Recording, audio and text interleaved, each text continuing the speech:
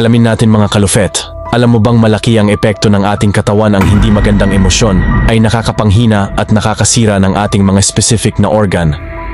Tulad na lamang ng isang halimbawa ay ang una, anger o galit. Ito ay nakakapanghina ng ating atay o liver.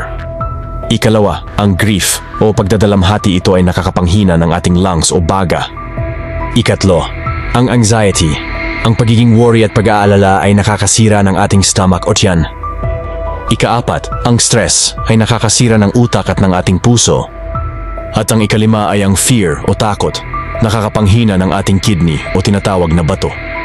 Kaya hanggat maaari kalufet, kung kaya mong kontrolin ang pagiging maemosyon, at iwasan na natin lalo na ang mga madramang panonood ng teleserye sa buhay, ang karapat-dapat ay always happy at healthy living. Kaya kalufet, para tuloy-tuloy tayo, paki-follow, like at share para madami pa tayong pag-uusapan.